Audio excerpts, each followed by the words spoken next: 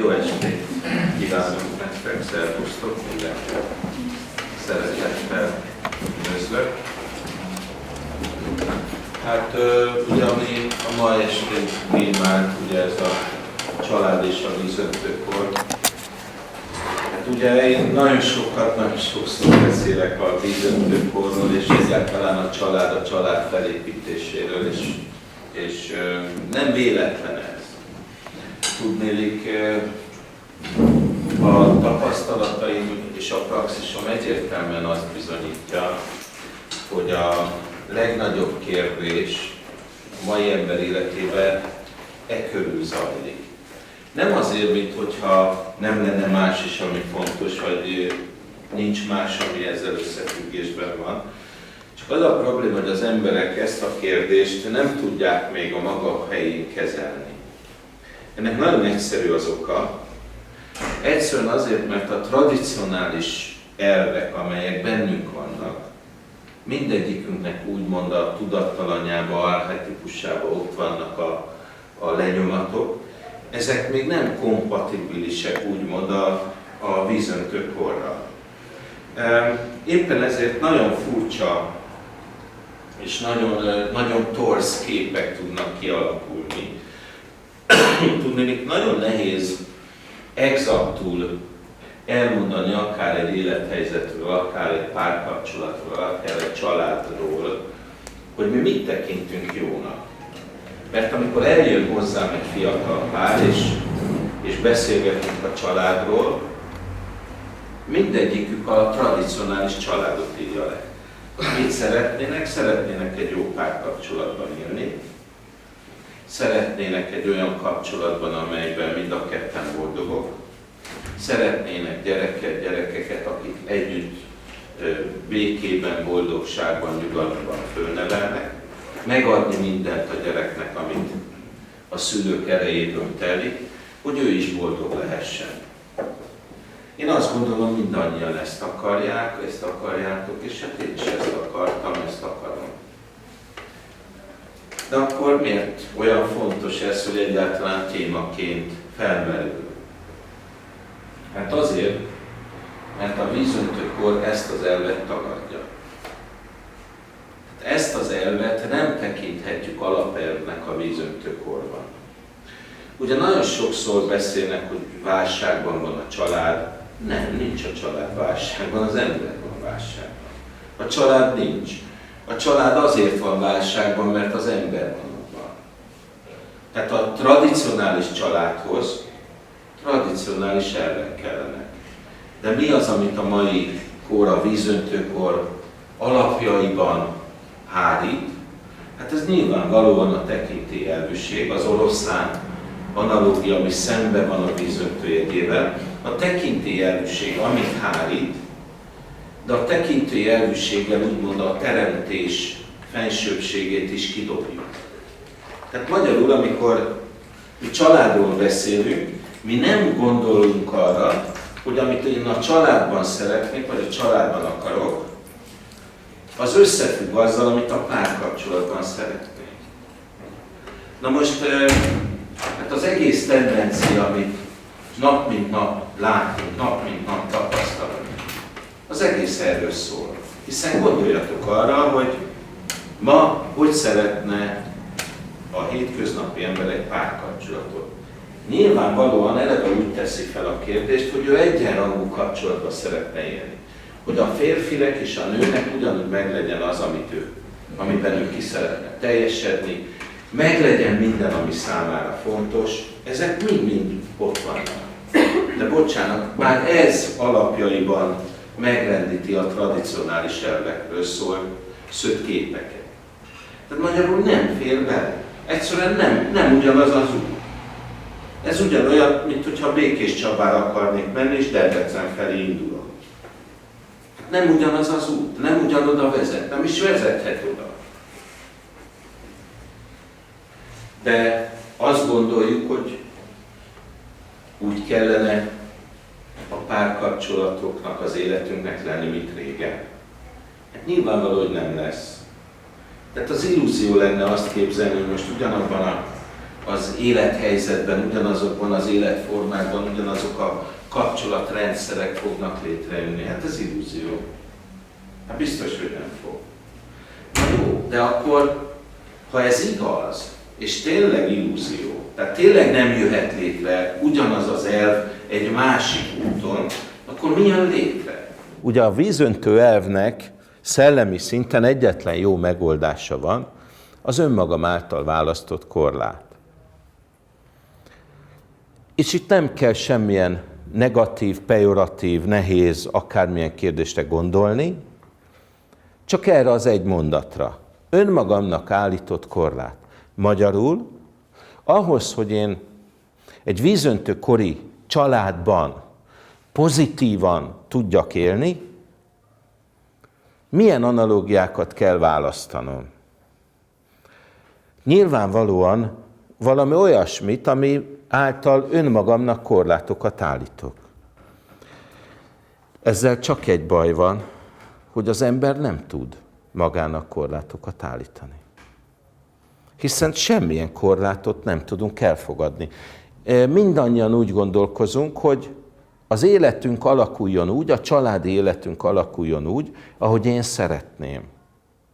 Mindegy az, hogy milyen elv. Most nem itt az elvekről van szó, az elveküt, hanem egyszerűen csak, hogy el tudom-e fogadni azt, hogy a másik máshogy akarja, vagy mást akar, vagy másként szeretné. Hát már egy olyan nagyon egyszerű kérdést fölteszünk, hogy megházasodik egy férfi és egy nő, biztos, hogy mind a ketten szeretnének gyereket? Hát abszolút nem biztos. Az egyik azt mondja, hogy majd. A másik meg most. És akkor lesz gyerek? Hát nyilván nem lesz, mert ehhez két ember kellene valahogy. Hát nyilvánvalóan. És már felvetődik a kérdés, hogy lehet-e tradicionális elv, hogy valaki megházasodik, most ez bárkiről legyen szó, férfi is, de nem akar gyereket. Ez a tradicionális elveknek homlok egyenest ellentmond. Hiszen én nem akarok itt erkölcsi dolgokba belemenni, de gondoljuk el, hogy például nem tudom, kiházasodott templomba, hát ugye az egyházi szertartás egyik mondata, hogy elfogadom, amit Isten ad. Tehát magyarul a gyereket nem akadályozom, hanem elfogadom, hogy az Isten dolga. Hát ezt szépen néznénk ki ma, hogyha egy nő ezt el is hinné. Hát nem így történik. Nyilvánvalóan ez azért nem így történik, mert vízöntő korban élünk, vízöntő családot szeretnénk, és ez már nem kompatibilis, mondjuk így az elvekkel. Nagyon érdekes, hogy ha azt mondom, hogy a vízöntő kori család az nem más, mint idézőjelben más, mint a régi. Tehát milyenek a vízöntő család modelljei? Ugye a legegyszerűbb modell, hogy nem házasodunk össze, együtt élünk és gyereket vállalunk. Puf, ez egy vízöntő családmodell. Miért nem házasodnak össze? Nyilván azért, mert mindenki meg akarja őrizni legalábbis a látszólagos függetlenségét, tehát magyarul megint a vízöntő szimbólum, a vízöntő analógia helyén van. Aztán van olyan vízöntő családmodell, amit úgymond patchwork családnak hívunk, neked gyereked, nekem gyereked, meg nekünk gyerekünk. Tehát, hogy ilyen több tagú családból áll össze magyarul, már az egyik fél, másik fél egy volt kapcsolatból jön, kapcsolatból gyereket hoz, ez is a vízöntőkor sajátja. Akkor vízöntőkori család az is, amikor egy anyának nem sikerül természetes módon megfogadnia, és beültetéssel. Ez is egy vízöntőkori családmodell.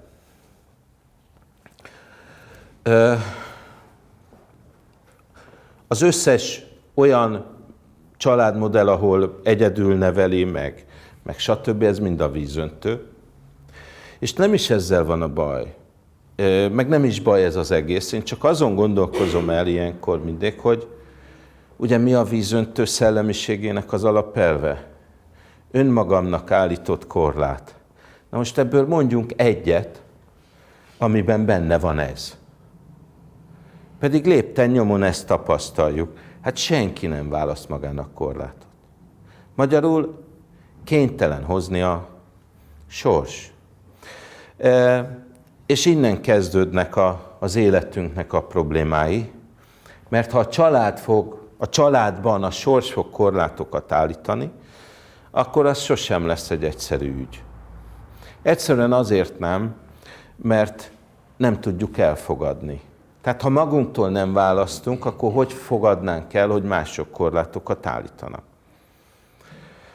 Nyilvánvalóan mindannyian általában problémakerülők vagyunk. Mindannyian ki szeretnénk kerülni azokat a problémákat, amit a család, a házastárs, a házasság, a párkapcsolat, a gyerek, a szülő, bárki állít. Megpróbáljuk kikerülni, hát ilyenek vagyunk. Tehát ez megint nem azon múlik, hogy én milyen ember vagyok, meg milyen nem, hanem így növünk fel. Hát ha bármi probléma van, mindenki meg akarja oldani, és a probléma megoldás általában úgy kezdődik, hogy kéne kikerülni. Tehát gondoljunk bele, ha beteg vagyok, meg akarok gyógyulni, ha nincs párom, párt akarok, ha probléma van a párkapcsolatban, el akarok válni, tehát mindig ki akarom kerülni. Tehát ez teljesen normális az emberek részéről, igen ám, csak újra-újra előjön az a kérdés, hol lesz az én általam választott korlát.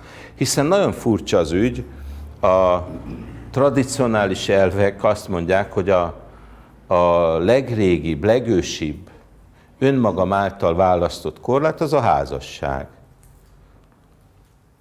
Hiszen mindenki általában, kivéve akit géppisztollyal kísérnek, magától megy bele egy házasságba, tehát önmaga által. És ugye azzal, hogy párt választ, egyfajta korlátot is állít magának, ugye önmaga által fölvállal egy korlátot, hogy én őtőle függök, ő függ tőlem, magyarul együtt akarjuk, összetartozunk, stb. De ez akkor is így van, ha nem működik? Ha nem jó a párkapcsolat? Hát azért akkor már nem.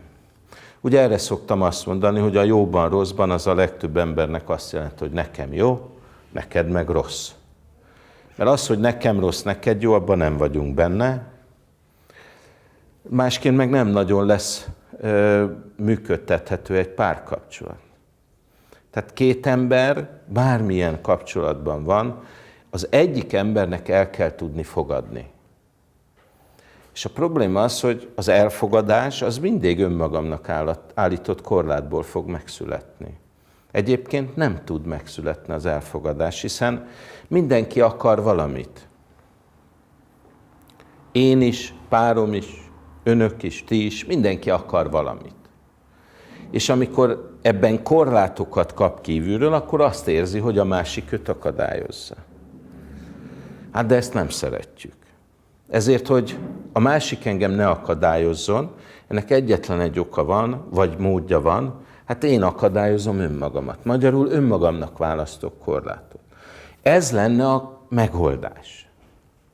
Bármelyikünknek ez a megoldás, csak tudjuk-e ezt választani? Mert ugye a családi életnek van egy olyan problémája, hogy a családtagokat nem nagyon választhatjuk meg, kivéve ugye a párunkat. A gyermekemet nem tudom megválasztani, az édesanyámat nem tudom megválasztani, édesapámat sem, testvéreimet sem. Nyilván a kapcsolataimat tudom irányítani. Hogy most beszélek velük, nem beszélek, magamhoz engedem, közel nem, ezt meg tudjuk csinálni, de egyébként nagyon nehéz. Na most éppen emiatt aztán megint ugyanaz a szituáció, hogy a családi közeg a számomra mindenképpen korlátokat fog jelölni. Mindenképpen, de mindegy, mit csinálok.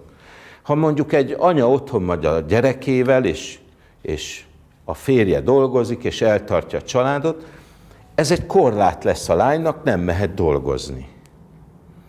De hogyha mondjuk ő visszamegy dolgozni, a gyereket beadja óvodába, akkor a gyereknek lesz korlát, hogy az anyám beadott az óvodába, nem otthon vagyok, nem azt élem, amit akarok, hanem a gyereknek van korlát. De ha rábízom a nagymamára, akkor is korlát lesz, mert akkor a nagymamának lesz korlát. Tehát valójában bármilyen élethelyzetet élünk, ez mindenképpen korlátokkal fog járni mindannyiunk számára. De ezek amit nem én választok, ezek csak addig fogadhatóak el számomra, míg a saját egómat, a saját vágyaimat nem keresztezi. Mert abban a pillanatban keresztezi, nem tud olyan jó lenni a korlát, hogy ezt elfogadjam. Teljesen mindegy, hogy mi az. Mert gondoljuk végig, hogy ha azt mondom, hogy édesanyám azt mondja, gyerekek, itt a nagy ház, költözzetek ide.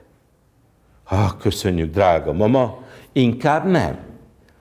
Miért nem? Mert rossz a viszonyom anyámmal? Nem, jó a viszonyom. Azért, mert a páromnak rossz a viszonya vele? Nem. Akkor miért nem?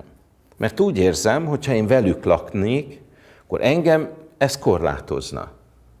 Nem tudom miben, de egyszerűen érzem, hogy korlátoz. De ugyanígy lenne, ha mondjuk azt mondjuk, hogy nekem otthon kell maradni a gyerekkel.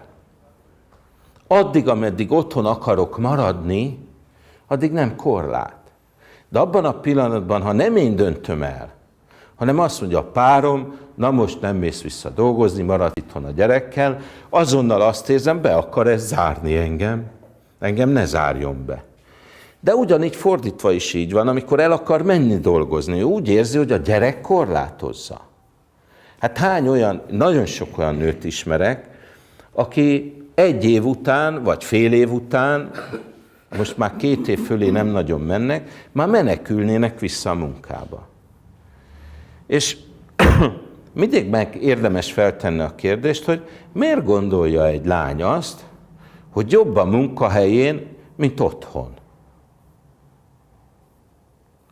Mert ez egy jó kérdés, miért gondolják ezt?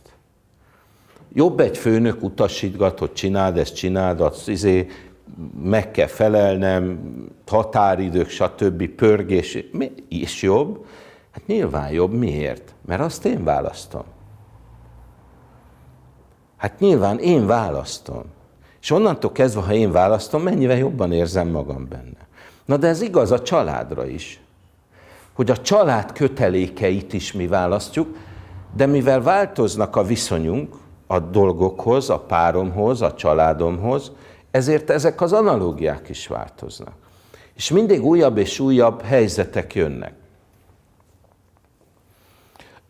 Ugye mindig azt feltételezik a tanítványaim vagy ismerőseim, hogy nekem ez egy negatív képen van a családról. Mert mindig azt mondom, hogy azt felejtsük el, hogy a tradicionális család meg fog maradni. Azt is felejtsük el, hogy a család a 2 szülőből meg a gyerekekből fog állni, mert nem ebből fog állni. Egyszerűen azért, mert nem létezhet. Mert onnantól kezdve, hogy nem állítok magamnak korlátokat, tehát nem én választom a korlátokat, onnantól kezdve egyetlen egy megoldás van, ha egyedül leszek. És úgyis ez lesz a vége, hogy a nők is, férfiak is egyedül akarnak családban élni. Legyen egy gyerek, aki óvoda, iskola, babysitter, stb. Hát van egy ismerősöm, ő kerekperec kijelentette, hogy ő úgy szül gyereket, hogy már a babysittert előttre fölveszi éjszakára is.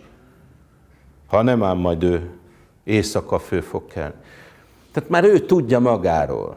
Na most ez nem érdekes, mert megint nem probléma, de egy másik ismerősöm, aki kint van az Unió mellett Brüsszelben, és ez ilyen rémtörténet számomra, van 3 gyereke, férje francia, ő magyar, és van egy táj babysitterük.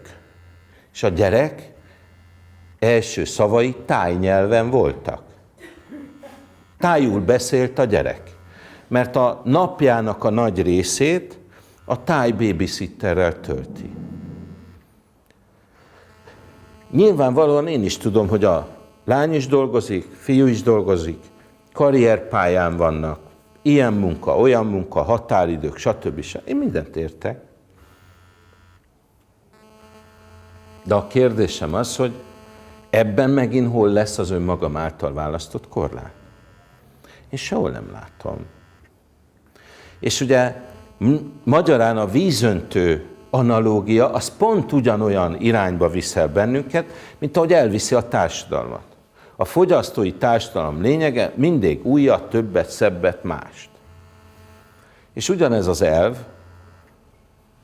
hol fogom magam a korlátoknak, hol fogok magamnak korlátokat állítani. Mindegy, hogy miben, kocsiban, telefonban, tévében, utazásban, mindegy miben. Fogunk mi korlátokat állítani? Én azt gondolom, nem. De akkor miért állítanánk a családban? Hát a családban sem fogunk. De ha nem fogunk a családban, szabad-e úgy belemenni egy párkapcsolatba, hogy én tradicionális családot szeretnék? Mert én azt gondolom, hogy az is lehetne korlát, hogy én nem olyat akarok. Az is lehet önmagam által választott korlát, hogy én nem tradicionális családot akarok. Hát akkor miért? Na itt van a kérdés, hogy miben tudok a családban magamnak korlátokat állítani.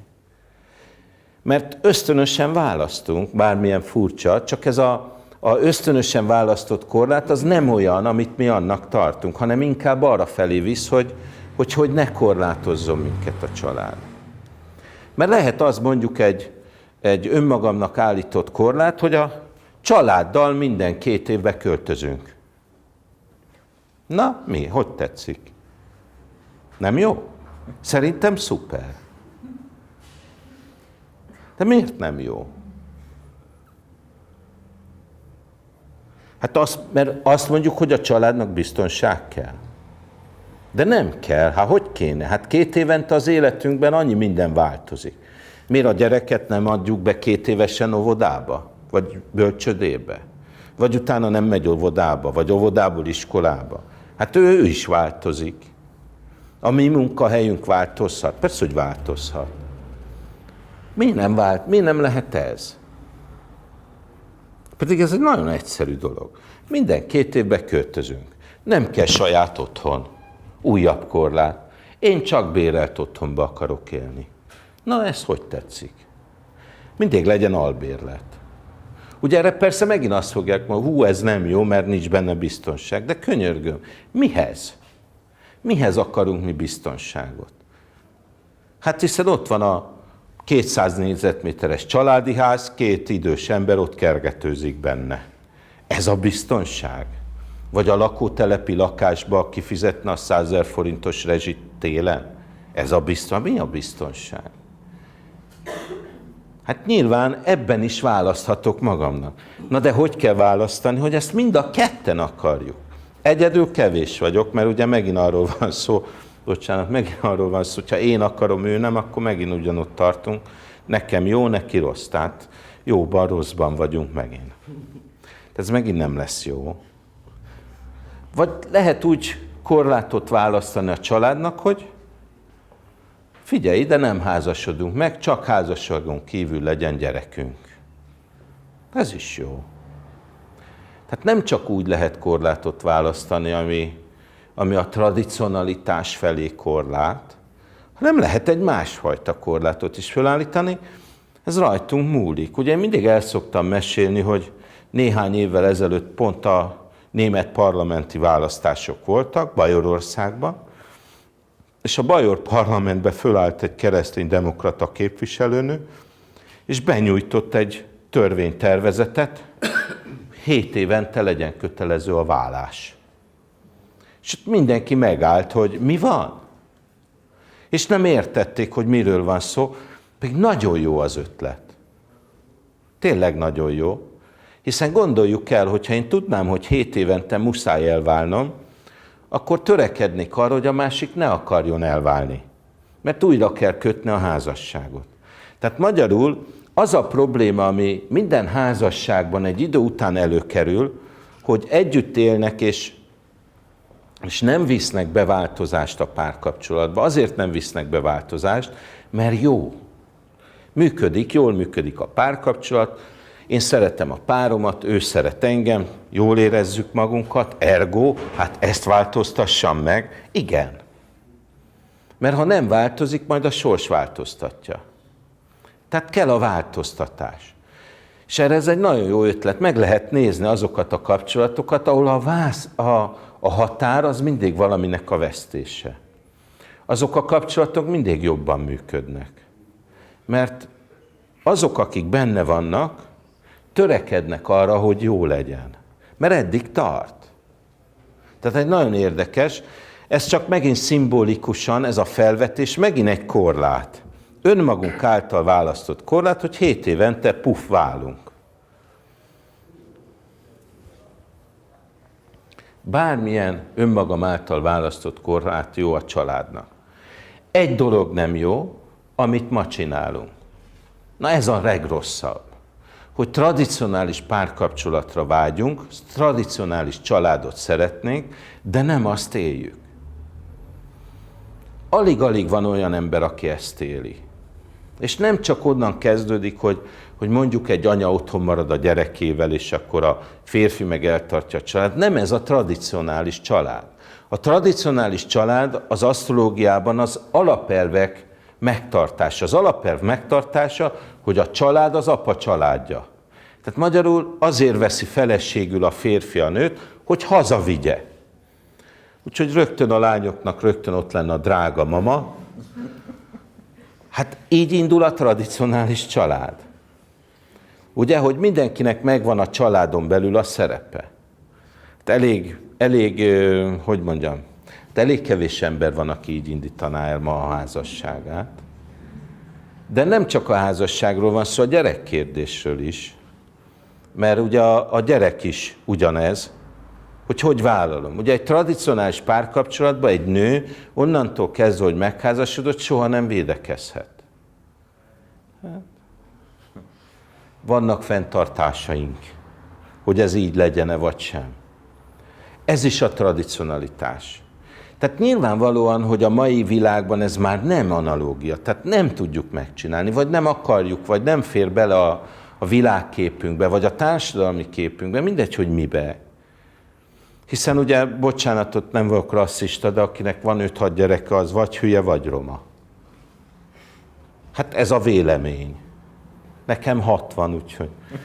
Tehát, de mégis ez a vélemény. Hát el se tudják képzelni, hogy hát tőlem mindig régen megkérdezték, hogy én vallási fanatikus vagyok, hogy mondom, miért? Hát mert hogy ennyi gyerek van. És akkor mondom, hát nem, csak jön. Én meg nem gondolom azt, hogy a gyereket azt véletlenül kapjuk. Ennyi az oka, semmi több. Ha jön, akkor jönnie kell. Ha nem jön, akkor nem kell jönnie. Erre szoktam mondani, hogy a Kál intézetben meg lehet kérdezni, hogy ők akarnak gyereket. Mert szerintem igen, azért vannak ott. Tehát akkor miért nincs nekik? Hát lehet, hogy azért, mert nem elég akarni.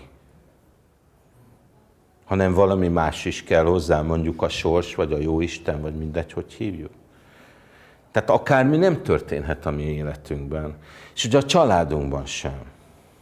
És ugye abban a pillanatban, amikor családról beszélünk, abban a pillanatban, amikor az egyéni érdekek elkezdenek külön válni, hiszen gondoljuk el, a család elve az volt, hogy mindenki a családért tesz és dolgozik. Mindenki. A papa, a mama, a gyerekek, az unokák, a nagynénik, a nagybácsik, a testvérek, mindenki. Volt a család, és a család volt a legfontosabb, hiszen gondoljuk el, tradicionálisan, még a korai társadalmokban is így volt, hogy ugye a család volt minden társadalom alapja. Ugye a legerősebb család az volt, ahol a legtöbb gyerek volt. Magyarul a legnagyobb számú család. És a legnagyobb számú család, a legerősebb családból lettek a nemzetségvezetők. És a nemzetségvezetőkből a legerősebbek lettek aztán a törzsvezetői. Ma ez nem így van. És ezek mind családi kötelékek voltak. Hát én számtalanszor elmondom, és nem napi politikai kérdést akarok, hogy amikor nehéz gazdasági helyzetben vannak az emberek, hány család fog igazán össze? Mert én ezt nem tapasztalom.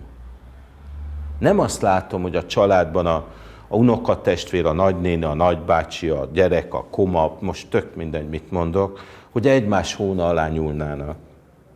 Hanem azt látom, hogy hát igen, nehéz neked is, neki is, nekem is, úgyhogy küzdjél. De tényleg ezt látom.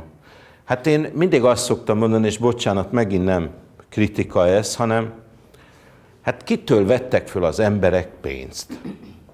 Hát ugye bankoktól. Hát miért nem az ismerőseiktől, családtagjaiktól, barátaikhoz mentek pénzért?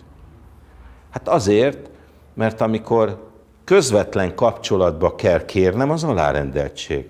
Na azt köszönjük, nem kérjük.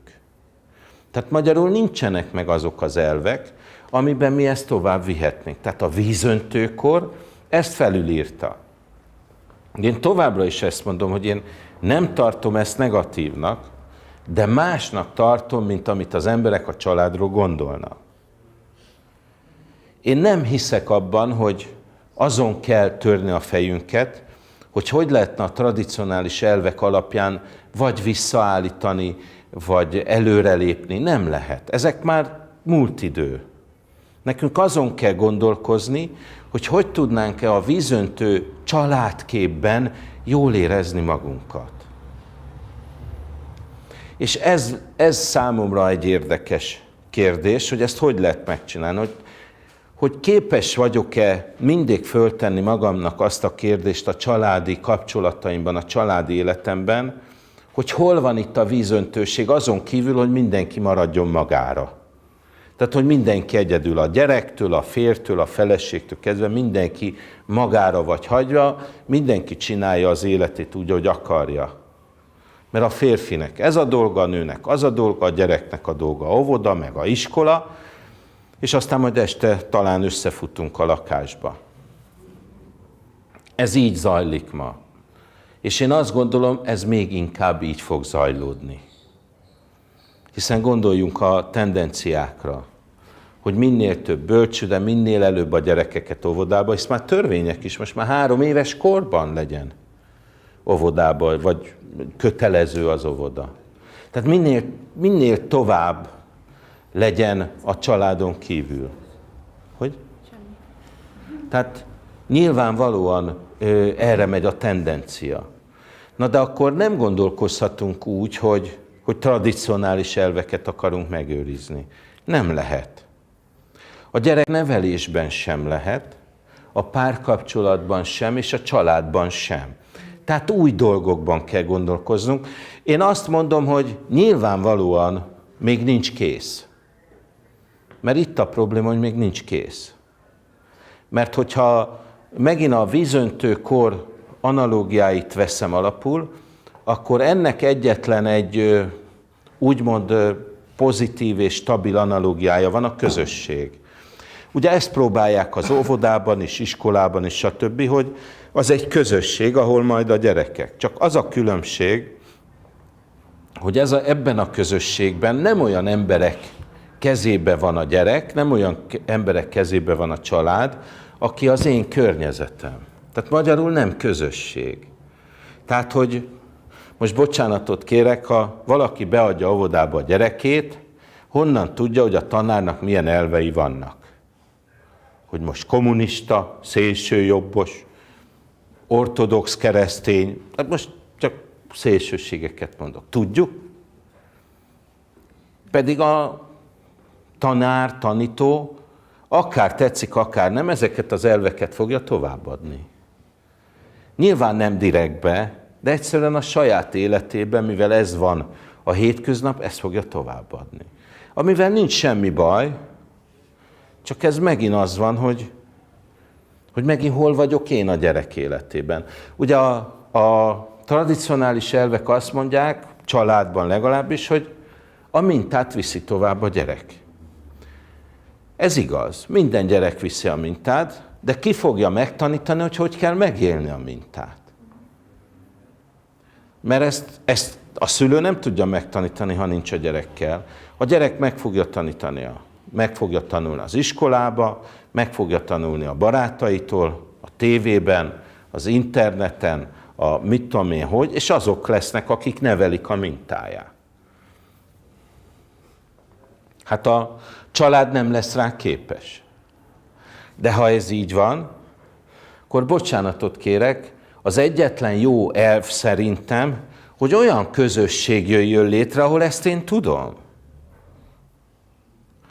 Tudom, hogy nem egy, bocsánat, és semmi bajom az óvodákkal, semmilyen óvodával, de amikor eljön egy ismerősöm, óvónő, és elmondja, hogy fú, milyen szuper, mert kaptunk DVD lejátszót, meg tévét az óvodába, és akkor meg kell, minek?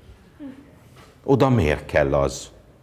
Hát nyilván azért kell, mert néha be kell kapcsolni, gyerekek leül, nézik, és nincs ezzel semmi baj, mert ők mondják, hogy ilyen szép mese, meg olyan szép mese, meg oktatófilmek, meg minden. Hát nyilván, na de bocsánat, az elvek már nem azok. Tehát magyarul nem fogjuk tudni az elveket. Nem fogjuk tudni megcsinálni. Tehát ha nem jön létre egy olyan közösség, ami legalább tudja, hogy mi az, hogy elvek, vagy mi az, hogy család, vagy egyáltalán bármi, ami az én elképzeléseimet, gondolkodásomat, mintáimat legalább részben megjelenítik, akkor a magány a vége. Tehát, hogy mindenki a függetlenség felé fog menni. Már most is nagyon nehéz azt mondani, hogy a gyerek és a szülő kapcsolat meddig tart. Ugye nagyon furcsa, mert a asztrológia azt mondja, hogy 14 éves korig gyerek a gyerek. Utána ő már nem számít gyereknek, hanem a közösség részének számít. Nem véletlenül például, ugye én katolikus vagyok, ugye nálunk a bérmálkozás az általában 14 éves kor, tehát amikor kikerül úgymond az iskolába, és ugye ennek a lényege az volt, hogy egyenrangú tagja lesz annak a katolikus közösségnek.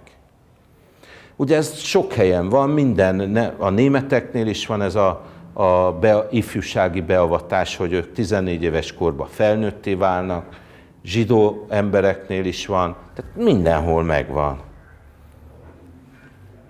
De hol van ez ma már? Szinte sehol.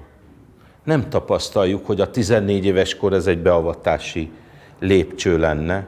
Pedig azért volt, mert innentől kezdve része a közösségnek. De nem lesz része. Hát ezért van az, hogy a gyerek ott marad a családba, és még 30 évesen a szülei tartják el, mert nem dolgozik, stb. Ugye nagyon érdekes a megközelítés a társadalom. Régen, amikor volt egy gyerek, akkor egy kézzel több, vagy két kézzel több. Ma azt mondják, egy éhes szájjal több. Tehát magyarul már nem is úgy közelítjük meg az elveket. Tehát nem arra gondolunk, hogy ha születik nekem egy gyerek, akkor a gyerekem majd segít a otthonban, a családban. Nem, hogy tartom el? Ugye én hozzám nagyon közel áll a római társadalom, a római kori társadalom. Én mindig egyfajta mintákat onnan szoktam lopkodni, bevallom. Tehát ilyen egyszerű elődöktől, mint Július Cézár, meg ilyenektől, hogy miért gondoltak dolgokat. És Július Cézár azt mondta, hogy az a társadalom, ahol a szülőknek kell eltartani a gyereket, és nem a gyereknek a szülőket, az a társadalom tönkre fog menni. Miért mondta ezt? Ő a piramis elvet képviselte, aminek valójában a társadalomban ma is létre kellene jönni. Hogy több gyerek a két szülőt el tudja tartani. A két szülő több gyereket nem. Mi fog történni? A két szülő nem akar több gyereket, mert a piramis vissza fog jönni, és a két szülőből egy gyerek lesz. Tehát a piramis ugyanúgy meg fog, fordított. Mert nem tudja eltartani a szülő a sok gyereket, mert ha egyetlen egy gyerek sem úgymond hozzáad a családhoz, hanem elvesz, akkor ebből baj lesz. Hát hiszen gondoljunk régen, a régi társadalomban is, azért lányoktól elnézést a kifejezésekért, azért volt, hogy a lányokat nem tekintetnék embernek idézőjelbe, hanem a férfi volt az ember. Hát nyilván azért, mert a lánynak hozományt kellett adni, vitte a pénzt, vitte a földet. A fiú, az meg hozta a lánnyal, akit hoz. Tehát ez volt az elv. És ugye nagyon fontos volt az, hogy a fiúk azok termelnek idézőjelbe, a lányok meg nem. Hát ez volt régen az elv. Na de a társadalomban akkor is mindig ott volt az, hogy a gyerekeknek egyfajta alapot kell szolgáltatnia a családnak. És ezért volt az, hogy úgymond az idősek mindig így úgymond kibuktak. Visszavonultak, jöttek a fiatalabbak, de az időseket mindig ők támogatták. Ma meg már még a nyugdíjas szülő is támogatja a gyerekét, hogy valahogy megéljen a gyerek. Tehát rossz a társadalom felépítése. Ez nyilván családellenes, mert fordított analógiában nyilván egyre kevesebb lesz. És ugye most egy magyar család két szülő, ugye másfél gyermeket nemz, tehát magyarul csökken a társadalom. Tehát a piramis még mindig fordított. És ezt valahogy vissza kéne fordítani, hogy a család bármilyen módon működjön. Na most, hogy lehet visszafordítani? Na most erre megint a vízöntőkor borzasztó megoldásokat mond, mert azt mondja, hogy minden független embernek legyen egy gyereke. És akkor legalább az egy-egy megvan. Ezért aztán majd szerintem ilyen jövőkép jön, hogy mindenkinek, férfinak, nőnek egyaránt lehet gyereke, anélkül, hogy kell, hogy párja legyen. Na most valószínűleg ez lesz a tendencia, mert elfelé megy a társadalom.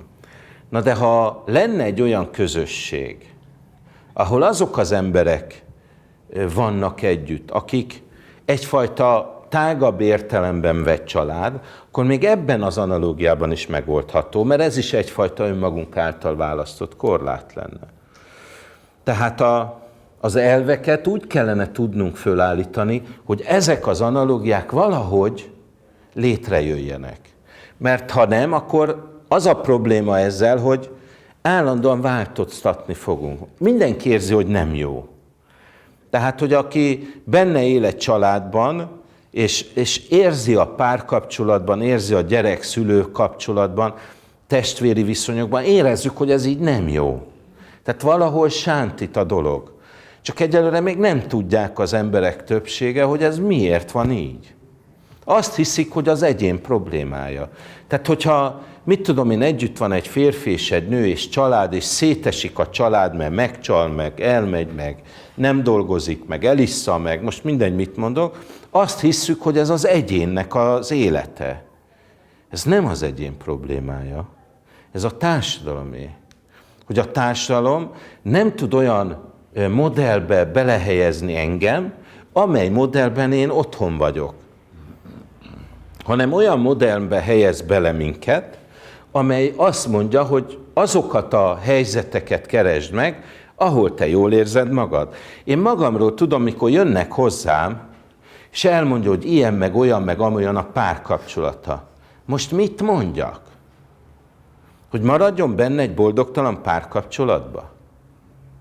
Hát nem mondhatom, mit fog csinálni, elválik. Már is itt a vízöntőkori család, ugye anya egyedül neveli a gyerekeket, vagy a férj neveli egyedül, vagy az anya egy új párral nevelezi a közös gyereket, és akkor már is jönnek. De hogy mondjam én azt neki, hogy ne váljon el? Mert ő nem akart elválni, mikor megházasodott. Kérdezzünk meg bárkit, aki házasság előtt van, meddig szeretne házas lenni. Egyik se azt mondja, hát 5 év, 4. Tehát senki nem ezt mondja, hanem hogy mit gondolnak? Azt, hogy ez sokáig fog tartani, amíg meg nem halunk. Hát akkor elég korán kéne meghalni, hogy ez így legyen, de nem így működik. Nagyon érdekes egyébként, hogy a párkapcsolatok hossza, az ma is átlagosan 11 év, meg 500 éve is ennyi volt. Csak akkor volt pest is, meg háború, meg minden. Ma is ugyanaddig tart egy párkapcsolat, csak máshogy zajlik. Úgyhogy nagyon érdekesen alakul. Tehát a családi életünkben is valahogy ezt így kellene lefordítani, hogy tudunk olyan közösséget, olyan korlátokat létrehozni magunknak, amelyet el is tudunk fogadni. Egyszerre kell benne lenni a szabadságunknak is, és egyszerre kell benne lenni az elvbe a korlátainknak is.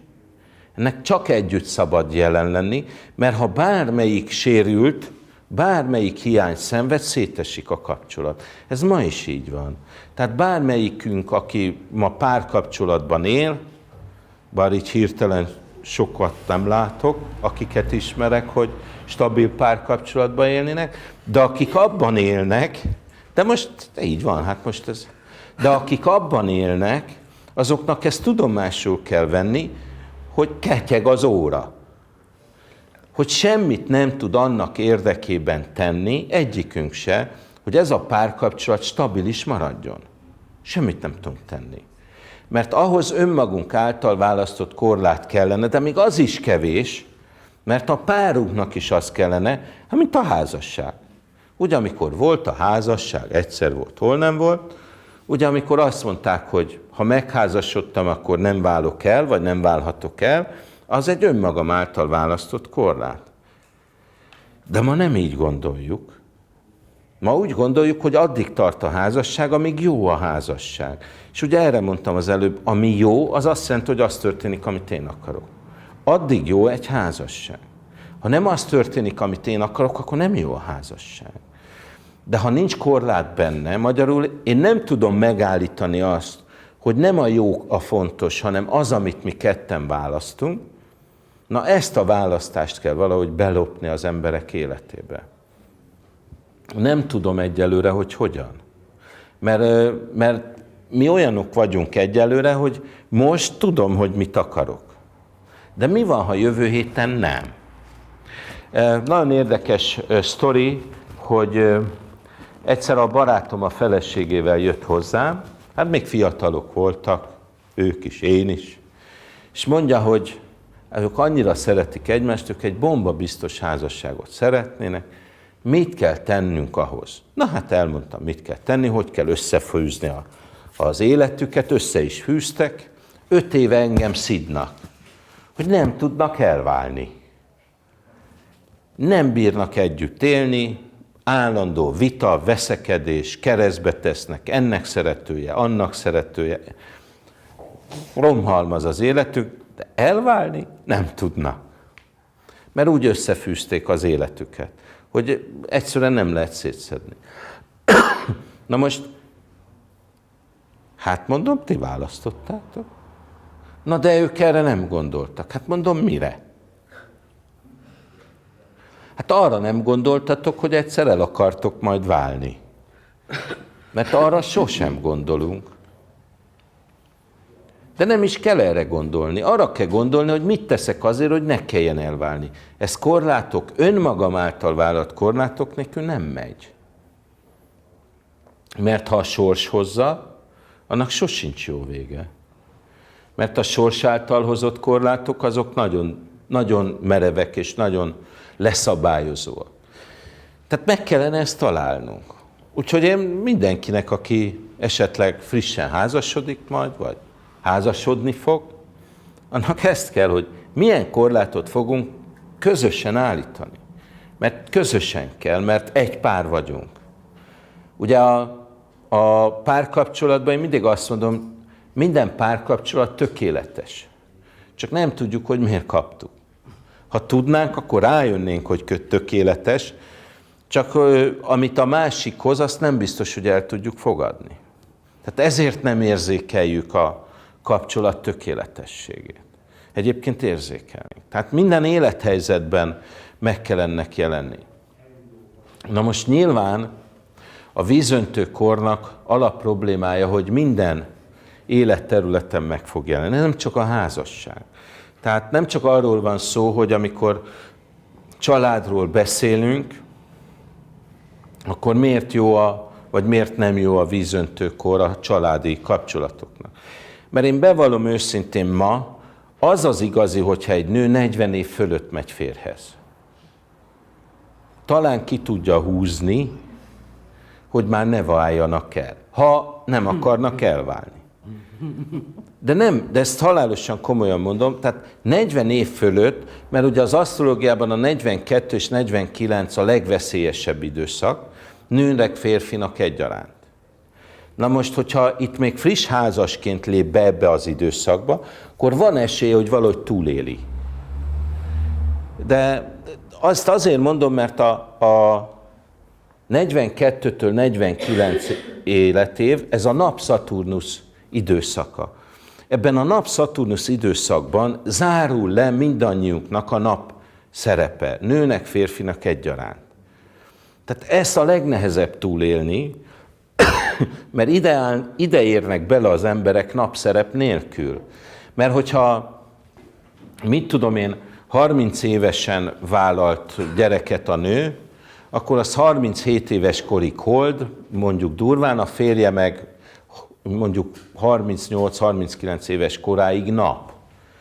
És amikor odaérnek a 42 és 49-es életkorhoz, akkor jön automatikusan a parancs, hogy nekem nappá kell válnom. A nőnek és férfinak is egyaránt. És ugye ezt hívják a hétköznapokban ilyen kapuzárás előtti pániknak, hogy még újra kéne indítani az életem, mert nap szeretnék lenni, a nő meg hold szeretne lenni. Na most, ha ezt az időszakot átvészelik, régen ekkor szülték az utolsó gyereket. De ma már valahogy át kéne ezt vészelni. Mert hogyha valaki egy stabil párkapcsolatba átmennek az 50 fölötti időszakba, tehát 40, már nagyobb az esély, hogy nem válnak, mert már úgy minek. Tehát sokkal nagyobb az esély, hogy megmarad a kapcsolat, mint akkor, hogyha egy 20 éve tartó kapcsolatban jutnak ide, mert ott rettenetesen nehéz megcsinálni. És ugye ez is a vízöntőkor miatt van, mert régen ez az el volt az, amikor a férfi átadta a gyerekének a napszerepet, visszavonult. Ez volt az az időszak, mikor megtanította a gyereknek, hogy mit, hogyan, maga mellé vette is. És akkor elért a 49. életévéhez, és akkor szépen a kiteljesedés, amit megteremtett, amit létrehozott, az ott volt. És akkor szép lassan elindult visszafelé. Már nem akart újraindulni, meg nem akart új szerepeket. Tehát sokkal könnyebb volt. De a mai vízöntőkorban mi kielégületlenek vagyunk. Tehát amikor megéli a nő a hold szerepet, a férfi a napszerepet, az egy idő után elmúlik, és újra azok szeretnénk lenni. De a nő a Vénusz szerepébe lép vissza, mert a Vénuszból lesz a hold. Magyarul a csábító analógiába lép vissza, tehát sokkal nehezebb neki úgymond ezt a családi kapcsolatot megőrizni. Hiszen a nők sem anyák akarnak lenni, amikor már nő a gyerek, hanem továbbra is nő. Na de hát ez a családi analógiának árt, mert a családban a nő mindig holdnak kell lennie, onnan azért család.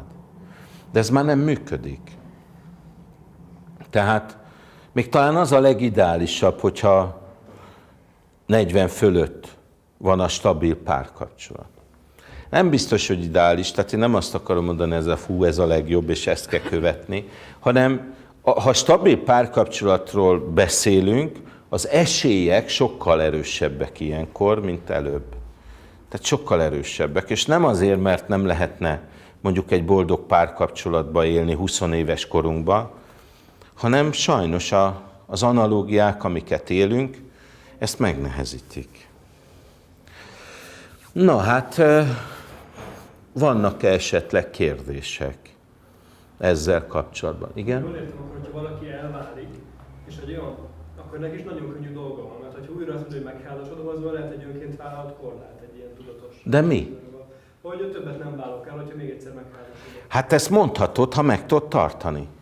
Így van, az ekkor. Na de bocsánat, a másiknak is vállalni kell. Most ez a probléma, mert ezért volt az, hogy esküdteztek. Te is, meg a párod is, hogy soha nem válunk el. Hát aztán nem jön össze. Hát ez később is ugyanígy van.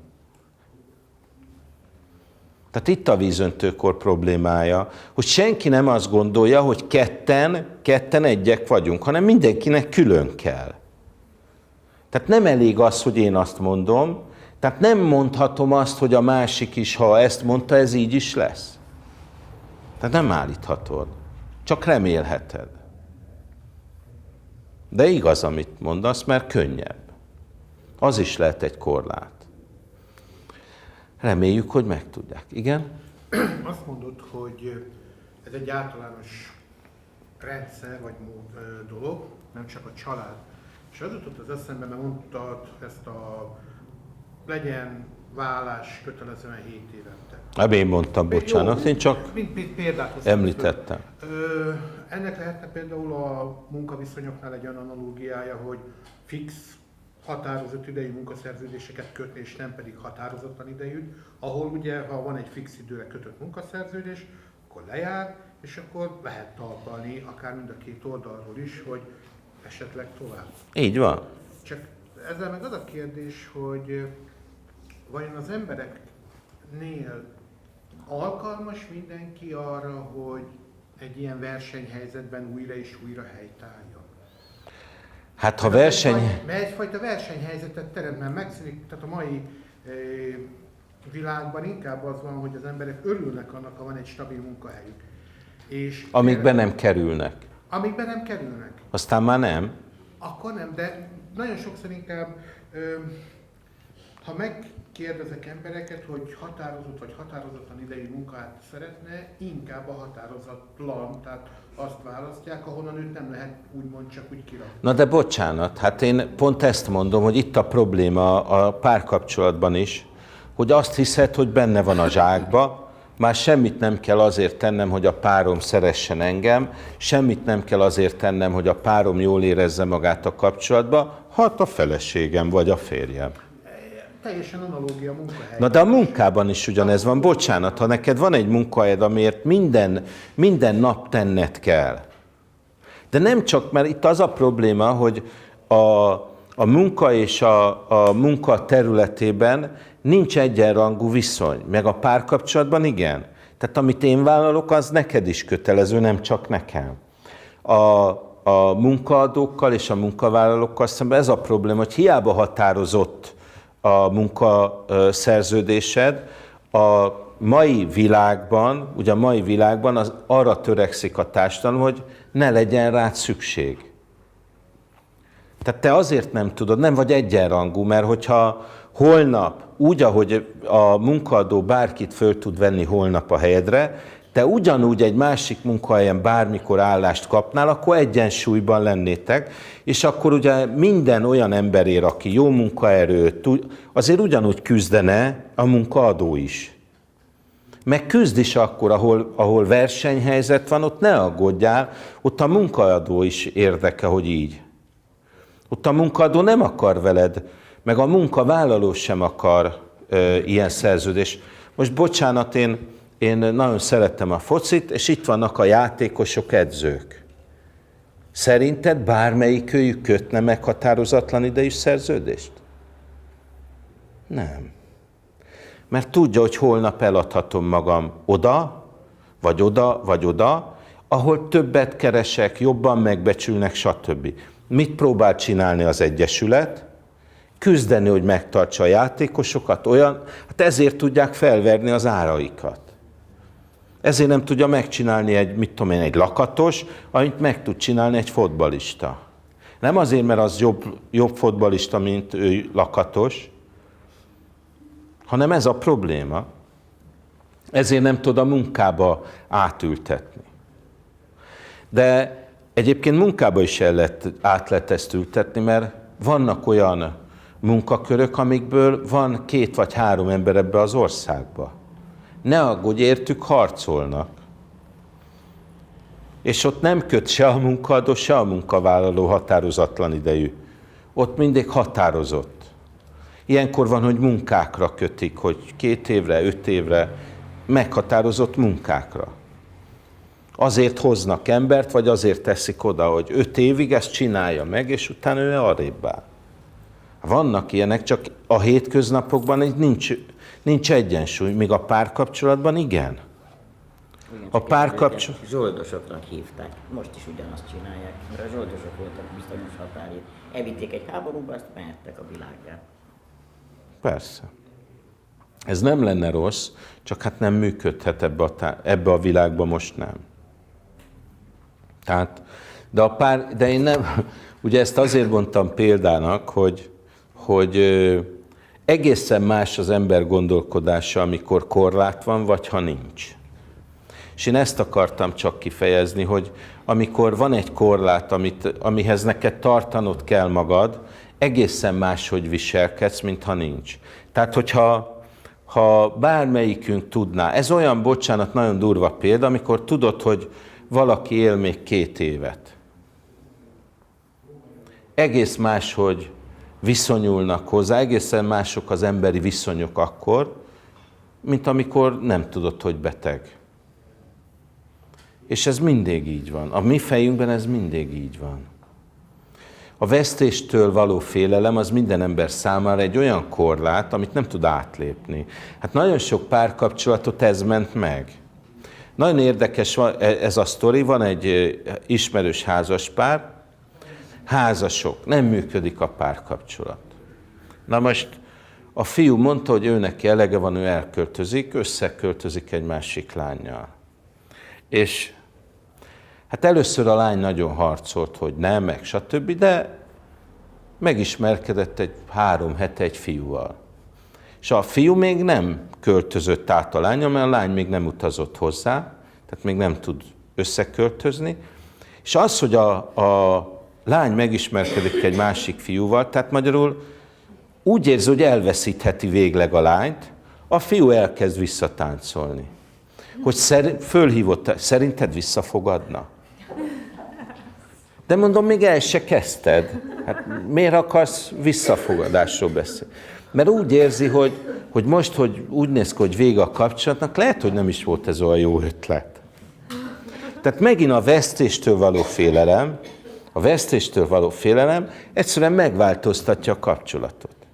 Na most én erre mondtam csak, hogy ez egy olyan korlát, ami az emberek életében benne lenne, kénytelen lennél feltenni a kérdést, hogy én téged végleg elveszítelek, ha én nem teszem számodra vonzóvá a házasságot. Mert azt fogod menni, hogy tudod mit? Végre, vége, hello. És ugye, mert a probléma az, hogy amikor te nem tudod, akkor nem tudod, hogy küzdened kell a másikért. Mert ott van, hát mi menne el? Nem is tudod, hogy nem érzi jól magát, észre se veszed. Nem is gondolsz arra, hogy ő nem boldog melletted. Hát mi, ott van ő is, én is, mi a baj? Hát nagyon sokszor van, nem vesszük észre. De abban a pillanatban, amikor tudnád, hogy ennek vége lesz, akkor elkezdenél úgy élni, hogy ne legyen vége. Hogy a másikban ott legyen a vágy, hogy tovább tartson. Hát nyilván akkor is lesz, ami már 1 hónap után semmit se ér, tehát nem erről van szó. De a gondolkodásnak egészen más. Igen? Azt szeretném, Tibor, tőled mondtad, hogy azt a példát, hogy az én gyerekem, vagy én gyerekem, te gyereked, mi közös gyerekünk, az milyen család használtál? Patchwork család. Tudod, patchwork, tudod, van ez a foltokból összevart dolgok. Na és hát szokták használni, hogy patchwork család, hogy itt egy folt, ott egy folt, és abból lesz egy család. Te gyereked, az én gyerekem, veri Meg- a mi gyerekünket. Igen, ez az analógia. Igen, és a másik kérdésem az lenne, hogy nálunk sok olyan példa van, hogy ér külön egy nő, és külön a férfi nem házasok tudnánk ugyanazok az játék szabályok érvényesek, mint egy családnak, egy gyerek szempontjából is. Egyáltalán, de hogy ezek a kapcsolatok, hogy ott van egy férfi, néha találkozik, és olyan tökéletesen és sokáig működnek. Nagyon sok az egyedülálló háztartás. Hát ezért, mert vízöntőkorban van. Na én ezt mondom, hogy e felé megyünk. Csak akarjuk-e, hogy így legyen? De azok működnek tökéletesen. Hát nem tökéletesen, Nem egyedül. tökéletesen, vagy Tudod, az a baj, hogy addig működik tökéletesen, amíg te egyedül is akarsz élni. Na de ha egyedül akarsz élni, akkor hol van a korlát? Hogy nem akarok párt. Magyarul működik a belső korlát, hogy én azért választom azt, hogy éljünk külön, mert én ezt a korlátot akarom választani. Azért működik. De sehol nem működik, ha ott hagyják egyedül, az nem fog működni, mert azt ő nem választotta, hogy ott hagynak, és egyedül kell élnem. Csak ha olyan kapcsolatban, hogy neked megvan az életed, nekem megvan az életem, és kivesszük belőle azt, ami mind a kettőnknek jó. Ha gyereket akarunk, gyerek lesz, ha nem akarunk, nem. Persze, hát ez a jövő. Hát én ezt mondom, hogy e felé megyünk. Csak ezt teszem fel kérdésnek, hogy akarjuk-e ezt. de a példa, szóval legalábbis számomra az, hogy Ugye ezek működnek tökélet vagy békésebben, vagy szépen. Hát ez a vízöntőkor, csak most az a kérdés, hogy a közösséget választjuk a vízöntőkorban, vagy a függetlenséget. Én erről beszélek. Hát én ezt látom, hogy afelé megyünk. És hát pont nálatok, ugye Svédország, a Norvégia, a Dánia, ezek mind tökéletes példája. Az északi népek ezt mind tökéletesen élik. De akarjuk mi ezt? Hát én tudom magamról, eljön hozzám egy lány meg egy fiú, hogy én azt ajánlom, hogy te éljél ott, ő meg éljen itt, és ami jó, azt vegyétek ki a kapcsolat. Ez nem kapcsolat. Hát ez nekem nem kell. De mondom, értsd meg, ha összeköltöztök, egymást meg fogjátok enni egy fél éven belül. Nem az lesz a kérdés, hogy jó-e a kapcsolat, ki győzött. És nem fogadják el. Én tudom, hát én számtalanszor pont ezt mondom az embereknek, hogy egyelőre nincs olyan analógia, amiben másként meg lehetne élni a vízöntőséget, és ezért én is ezt tartom a legjobbnak most. De hosszú távon nem tartom jónak, mert szétesnek az emberi kapcsolatok, és azt viszont nem tartom jónak. Mert nyilván azért jön az internet, meg telefon, meg minden, hogy a szétesett emberi kapcsolatok látszólagosan még mindig tarthatók legyenek. Így van. Most egy kulcsszót mondtál ki, ez a ki győzött. Igen, tehát állandóan harcolnak, és tehát amikor már szentesül az a kapcsolat, akkor elkezdenek egymás ellen harcolni. Nem a kettejükért, és a kapcsolatért, és a házasságért, hanem ellen, és akkor ki győz. Így van. Na de hát nyilvánvaló, hogy előbb-utóbb kiderül, mert hogyha megint az van, hogy nekem jó, neked nem jó, akkor azonnal jön a kérdés, ki győz? Kinek legyen jó, neked vagy nekem? És erre mondom én azt, hogy elfogadás nélkül nem működnek a kapcsolatok. De el tudunk-e ma fogadni? Mert ha egyéni utakon vagyunk, akkor előbb-utóbb úgy is keresztezzük egymást. Ez lehetetlen, hogy ne. De nem tudsz mit csinálni. És ugye amit te mondasz, hogy ami közös cél van, közös dolgokért harcolunk, addig az egybe tart. Igen ám, de amikor mindenki egyéni úton van, de együtt élünk, de egyéni úton, az tuti, hogy jön a keresztezés. Nem tudunk, és akkor harc. Hogyha mondjuk én azt mondom közös korlátnak, hogy olyan lányt veszek el, akinek már vannak gyerekei, és ez lehet egy korlát nekem, de neki ebben mi lesz a korlát? Ezt én honnan tudjam? Hát ő neki, hát ez az, hogy neki is korlátot kell választani. Hogy ameddig te neveled a gyerekeimet, addig én nem mehetek el. Hát mert azt választottad, hogy nevelem a párom gyerekeit, ugye ezt mondtad? Akkor neki azt kell választani, hogy ameddig te neveled az ő gyerekeit, ő nem mehet el. De nem is fog elmenni, ha ez igaz. Tehát akkor ez meg is fogja tartani. Mert ezek összetartó erők ilyenkor, mert közös cél jelenik meg. Mondtad a közösséget, hogy az lenne a másik analógiája a vízöntőnek, de azok sem működnek, tehát egyetlen egy működő közösség sincs. És az, hogy mondjuk egy közösség neveljen egy gyereket, tehát ma már az sem igen megvalósítható.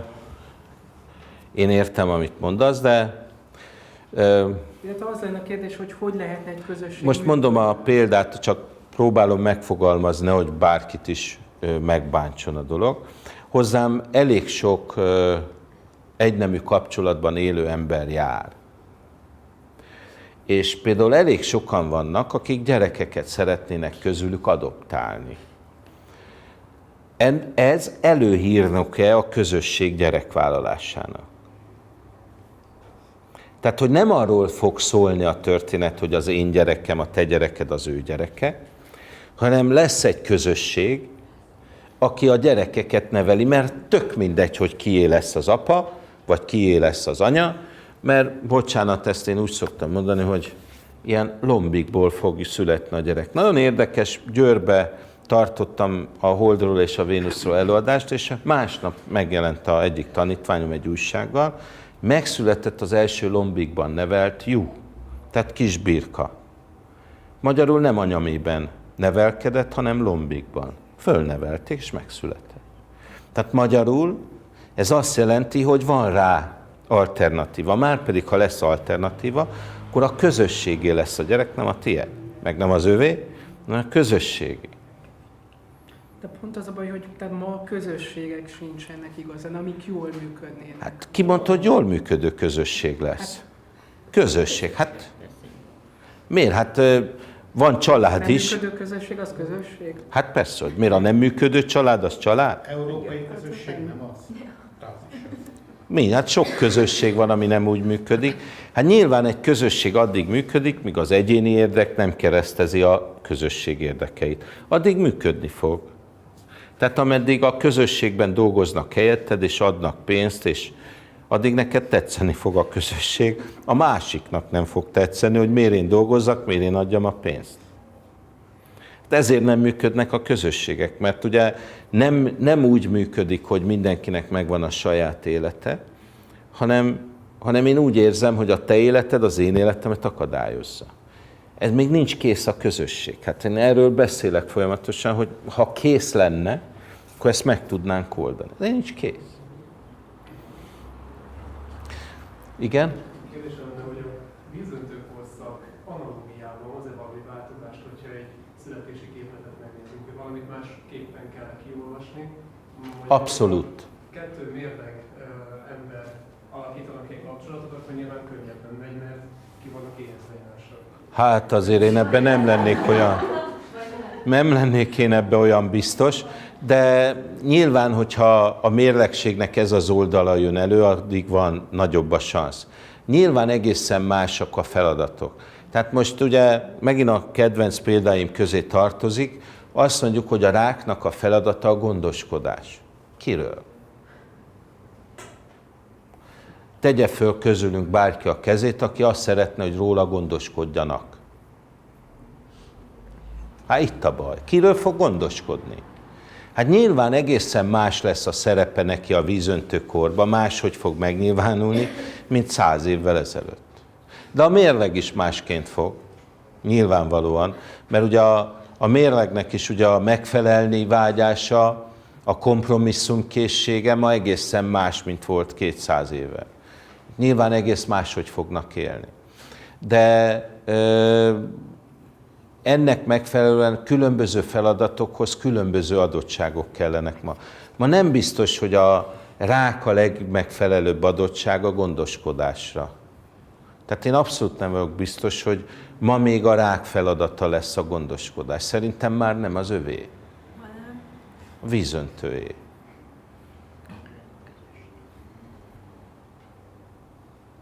Mert ő tudja a legkönnyebben nevelni a te gyerekedet. Egy rák nem tudja. Egy rák a saját gyerekéhez kötődik, a saját érzelmi kapcsolatait keresi. Egy vízöntő sokkal könnyebben teremt kapcsolatot a te gyerekeddel, és tudja nevelni. Azért mondom, ezek úgy torzulnak.